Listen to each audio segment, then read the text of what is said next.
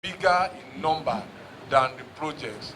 So when I talk about contracts and projects, that helps perhaps to situate the context, because each section that is built is an independent contract on its own. I also share the fact that we had built over 8,000 kilometers of road, and the totality of contracts and projects represent about 13,000 kilometers of works we have undertaken. Out of that, we have built 8,000 plus kilometers. So, in the aftermath of that report, I was asked to come and explain, because it's important to also explain when we build federal highways, they are bigger and more complex than municipal roads of a few kilometers that you can finish quickly or you can shut down. So we build them in sections. So what you will experience if you use the road is perhaps you get to a point where there has been a diversion. We have closed off about 10 kilometers and work is going on there. From the day they finish it, it is 10 kilometers constructed, asphalted. We issue a certificate. When you come back the next time, we have moved traffic back on that. That section is finished. If you aggregate all of that nationwide, that explains the 8,000 plus kilometers. Even though not all the projects are finished, we have completed and started commissioning since, I believe, December of 2021. And some of your members have been invited, sent letters to join us at various commissioning of projects in your different constituencies. But, Mr. Chairman, Deputy Chairman, and Honorable Members, so much for the figures. What is also important that I want to share is that the investment in infrastructure that this administration has committed to is not an end in itself. It is with a view to a larger objective.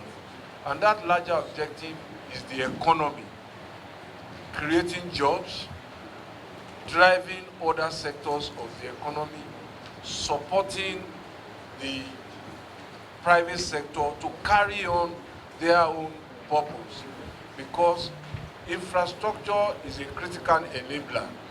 And so behind all of these kilometers of roads are the stories of several hundreds of thousands of Nigerian families. And I think that story is worthy of being told.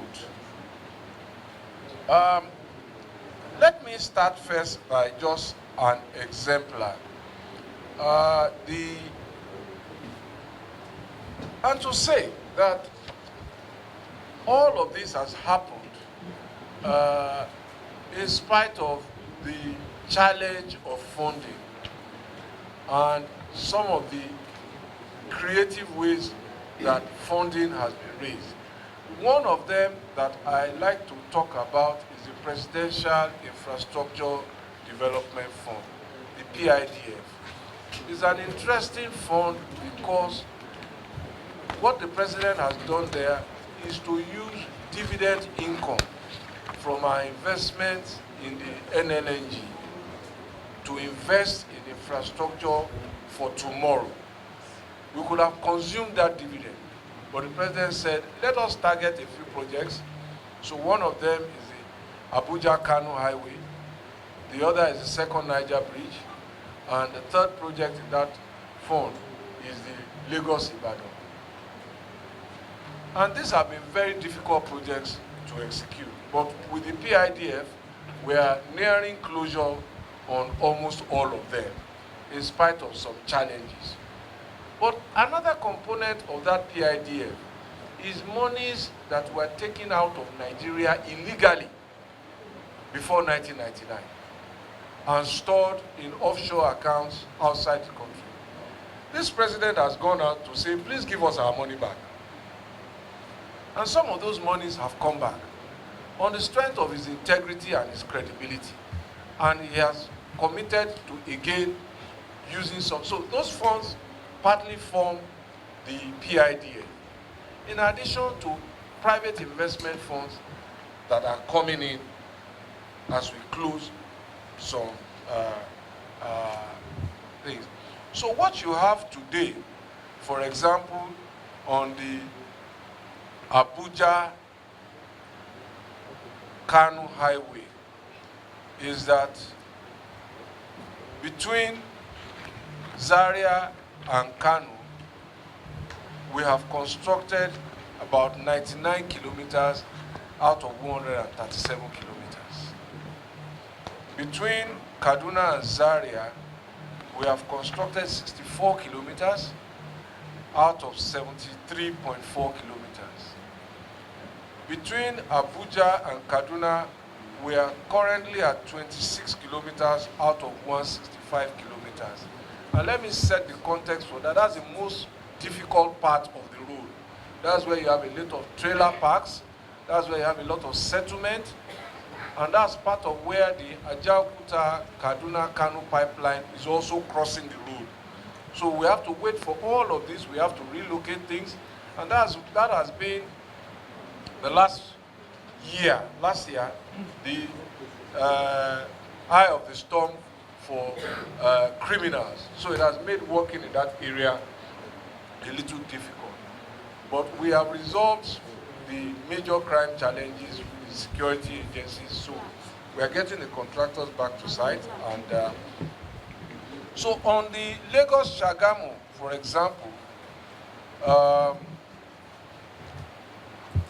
that is 43 kilometers, 43.6. We have finished 37 kilometers on the Ibadan-bound section. We have finished 37.5 kilometers on the Lagos-bound section. Where work is going on now is the last 6 kilometers into Lagos on that side. On the Shagamu to Ibadan, out of 84 kilometers, we have done 68 kilometers on the Ibadan-bound section and 59.01 kilometers on the Lagos-bound section. The second Niger bridge, the bridge is complete.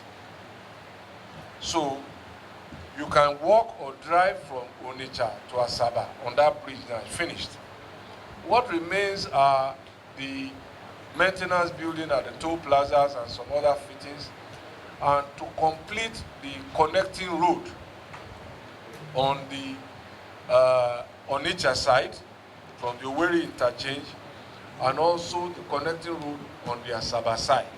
The Asaba side is where we have a little problem now because the whole place is flooded. The terrain is largely swampy, so to build anything we have to sand field. Right now our dredgers can't walk. We're waiting for the flood to subside. But as far as the superstructure of the bridge is concerned, it's done. So it's just the link. Let me also speak to another funding initiative, the tax credit scheme. And that has helped on the Obajana-Kaba road, section 1, finished 49 kilometers by the Dangote Group. The Apapa-Uwurushoki Expressway, which was a major port decongestion route on which we had port decongestion for many years, is now nearing completion, is in use, and those who use that route now will tell you that their experience is a lot better. We also have multilateral funds, loans. So on the Akwanga Kefi dual carriageway all the way to Makurdi, there's progress being made. We expect to complete that project in April next year. That is one of the loans funded by China Exim Bank. Excuse me. And we also had this project funded by the African Development Bank, the Joint Border Bridge Project linking Nigeria and Cameroon between Ufum and ECOC. That project has been completed. I think it will be commissioned on Thursday this week and open to traffic in collaboration with ECOWAS to link Nigeria and Cameroon. Now, in the process of some of what I've said, not all of it, some of it, we have documented the creation of 339,955 jobs. These are the human activity behind the kilometers. Lane marking, which was something that was not visible on our roads before, you can now see them beginning to emerge. These have created jobs that were not there before. These are small businesses now benefiting. We have undertaken as of date 1,663,954 linear meters of lane marking, and there's more to go. We have installed 250,583 road signs. So these were items that were largely missing on our roads as at 2015. You could not independently say where, how far you had gone, which direction. These are the businesses that the consequent appropriations over the years has impacted. Now, I was talking about materials. We have used 2,026,851 liters of diesel. Now, construction companies don't store diesel, they buy from the market. So all of these suppliers are small businesses who benefit and are impacted by what we do. We have used 1.6 million tons of cement. Again, the construction companies don't keep cement. So these are activities going on, impacting people beyond what we do here. 512,000 tons of reinforcement has been recorded. 18 million tons of aggregates, fine aggregates. 40.8 million tons of coarse aggregates. 3,371,000 tons of bitumen. And all of these are businesses within the Nigerian economy largely, impacting and supporting road construction. One of the things we have also done is to conduct a survey using the Professional Surveyors Association. And the feedback is that everywhere we have built a road or we have built a housing estate, the adjoining land values have gone up by between 30 to 40%.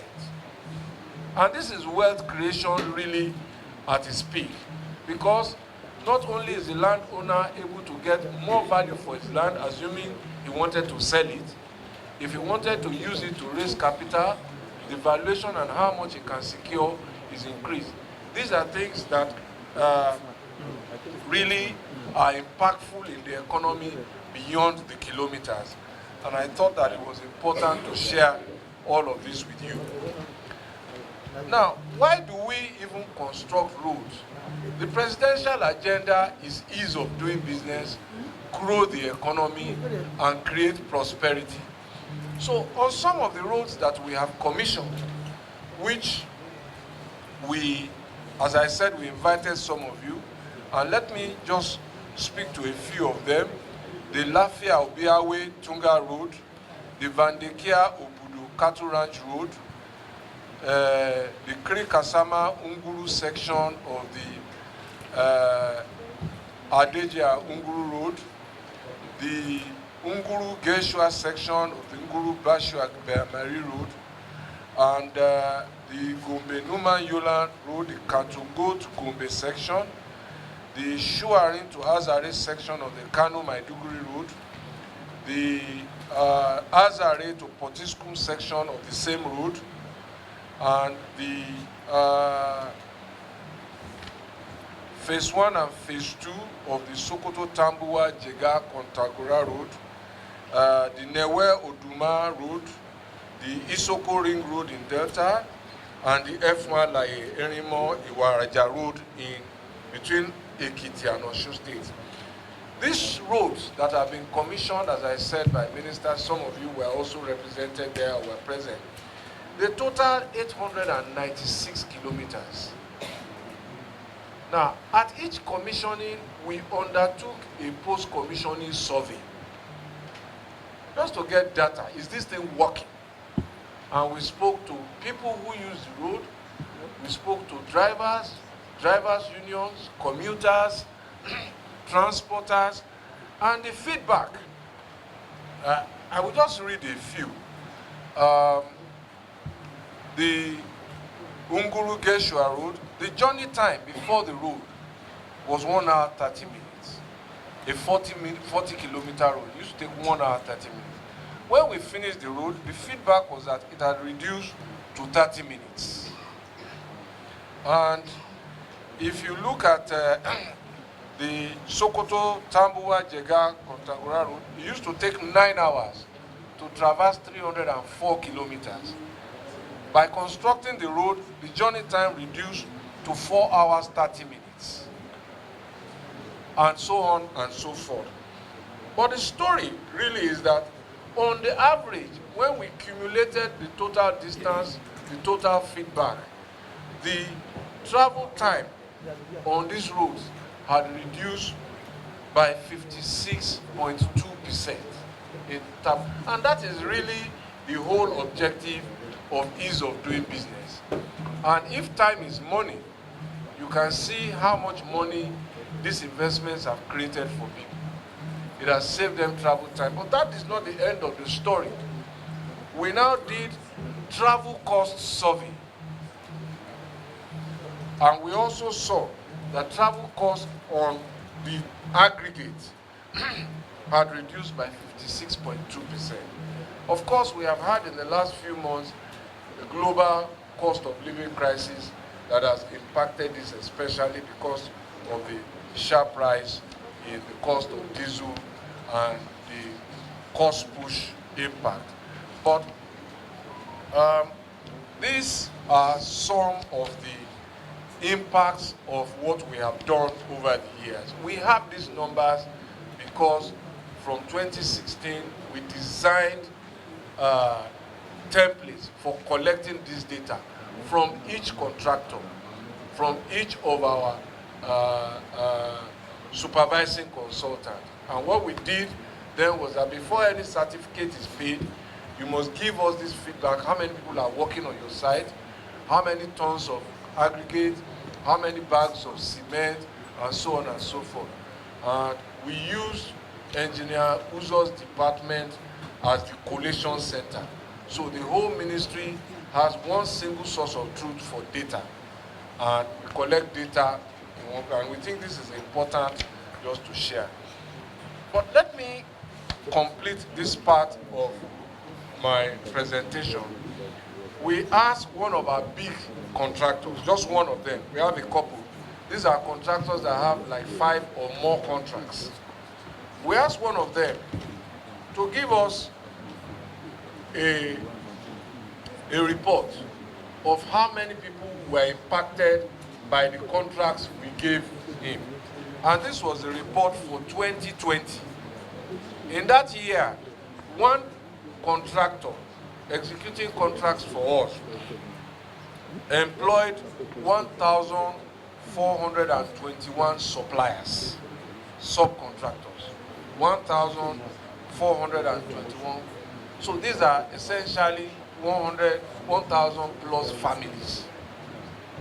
Now, what did they supply? They supplied, in 1 year, they supplied 24,000 tons of bitumen, 775,000 cubic meters of laterite, 3.4 million tons of sand, 125,000 tons of cement, 30,000 tons of reinforcement, and 49 million liters of diesel. But how did this thing get there? The 24,000 tons of bitumen was 580 truck trips. The laterite was 50,000 truck trips. Sand was 25,000 truck trips. Diesel was 1,200 truck trips. Again, those trucks were being driven by people within this economy.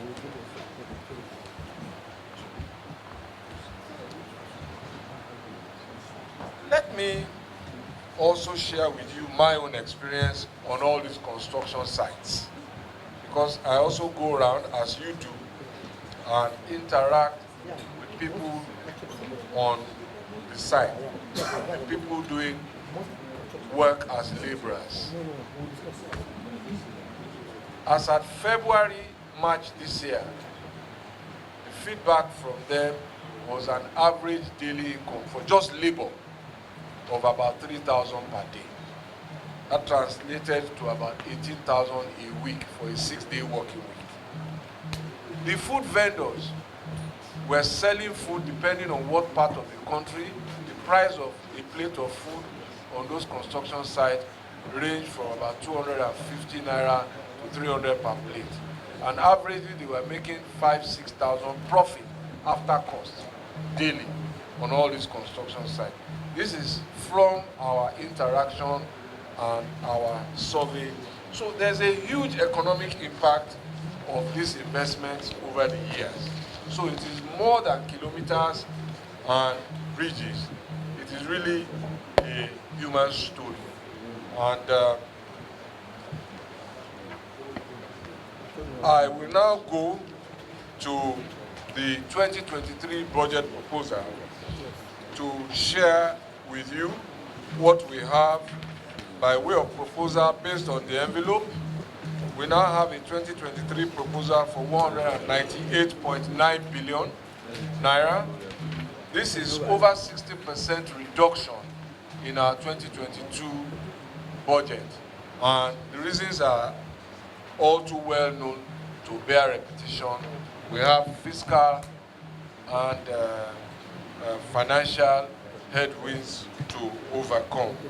The breakdown of the budget is in paragraph A, Roman figures 1 and 2, all the way to on page 5 to page 6.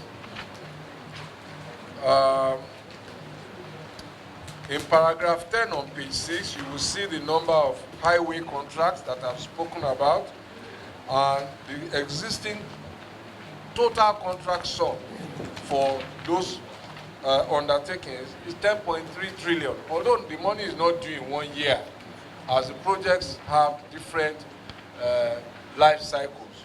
But it just shows you how big the undertaking is, and that's why I asked the question earlier, have we reached the time when we can put a pause on new projects and focus on how to complete some of these?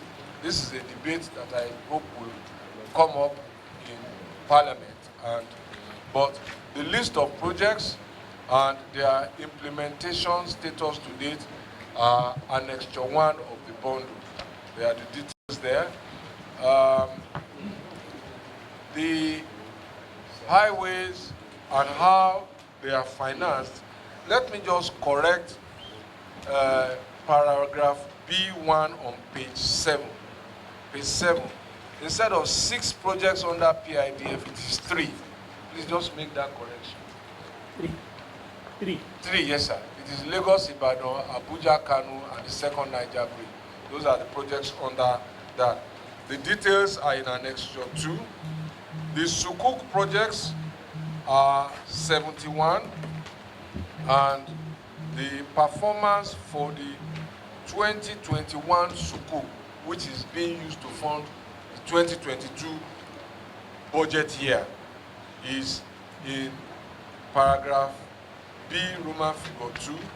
As at to date, out of the 210 billion, we have disbursed 157.9 billion. The details are in Annexure 3. Last year, there was an uptake by some of the subsidiaries of NNPC who were tax liable to government under the tax credit scheme. A commitment of 621 billion across 21 routes that are critical to the delivery of petroleum products nationwide. Those 21 routes account for 1,804 kilometers of our network.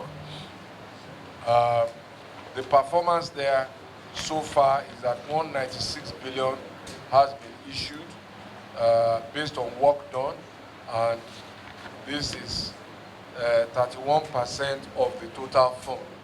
Works on this started only, I think, in January or February this year, in the short period of dry weather. The tax credit scheme I have spoken about. All I just wish to highlight is that 2 more companies have joined the list of participants beyond the Dangote, the BUA, the NNPC group. MTN Nigeria has stepped in now, so they have taken over the Enugu-Onitsha highway from us and have committed to completing it using their tax credit. And so also Mrs. GZ Industries. This company core business is making of cans used for drinks, those fizzy drinks. They have a factory in Agbara and they also have in Abia. So they've applied and it has been approved for them to use their tax credit to develop the industrial rules that support their businesses. And we are still hoping that more people will come. So since 2019, when the president issued this executive order for tax credit, we are beginning to see now that the policy is gaining acceptance and it is impacting the economy. I have spoken to the multilateral loans, and I will not take any more time on that than is necessary. So with the limited budget, what we want to focus on is the route A1 to A9. If you look at the map of Nigeria, you will see the A1 to A4. They are the north-south routes, and the A5 to A9 are the east-west routes. And many of them are at various stages of contractual implementation. That's what we think we can focus on. Our priorities, again, are to drive the economy using whatever we have, and we'll be focusing on roads that help to evacuate and provide access to ports, that help to evacuate and provide access to major agricultural producing areas, roads that help to distribute fuel so that our energy supply is sustained. And you will see that we also intend to use some of the budget to focus on roads that have no alternative funding. And you will see that in Roman figure 2. Roads like the Ilorin, Kaba, Obajana Road, Okene, Itobe Road, the Ibadan Mayfair Junction, Lagere, Remo, Ilesha Road. And as I said, we want to also complete some of the bridge maintenance. Now, in Roman figure 3, on page 9, you will see in the budget provisions for roads covered by the Sukuk. You will see provisions for roads covered by the PIDF. And you will see provisions for roads covered by the tax credit schemes. But you will see that they are nominal provisions. The reason for them is for administrative supervision. Those funds don't cover it. So our ability to keep our oversight, because we issue the certificate, we do the inspection, this cost covers that administration. So it's not double entry. So I just think I should make that point. Yes. It's not double entry. Good point. So, good point. Or it's not padding as reported. So clear. You will see it. So,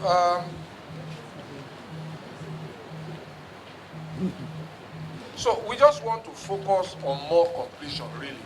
That's what we want to do.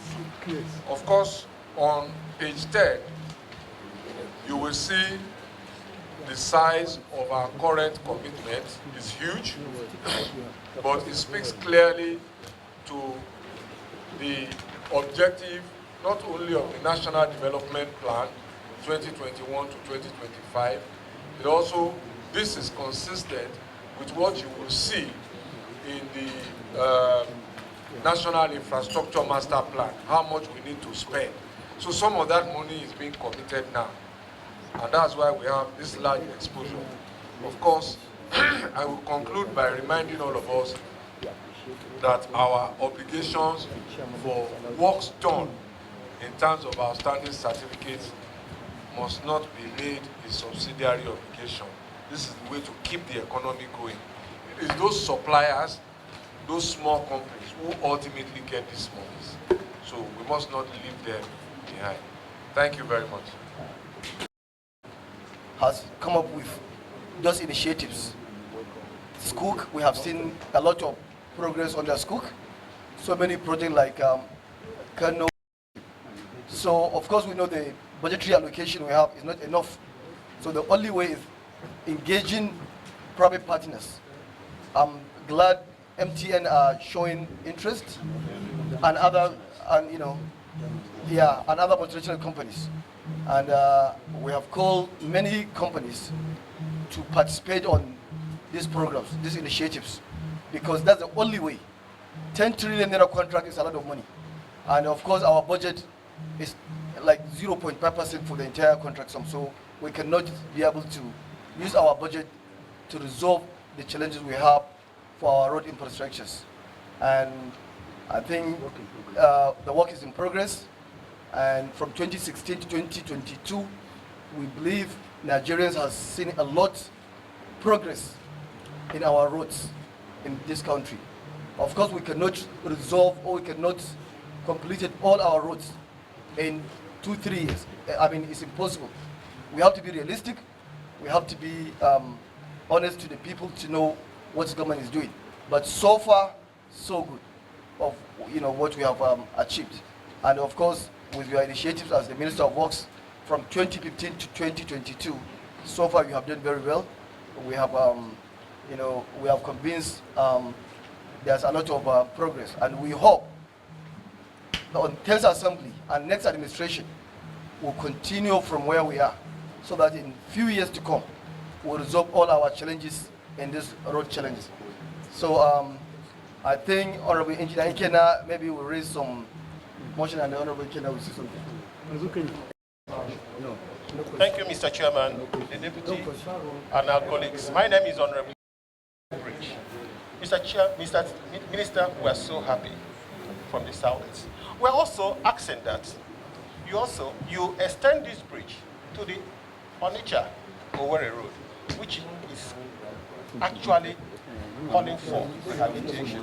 On that move, Mr. Chairman, I ask that I move a motion that our minister take a bow, because this is a well-articulated we don't need any other thing. Minister, we ask as a members of this committee, we should take a bow. Okay. Thank you very much. Thank you, Mr. Both the personnel, the details just on the appropriation is page 7, and the others you can get them from that to page 16. Now, if we go to page 17, which has to do with the summary of our 2023 budget proposal, the capital for 2023 is 1,027,651,202 naira. Hello, just point of order. Deputy, I think you are the one presiding after the chair has gone. I have a point of order here now.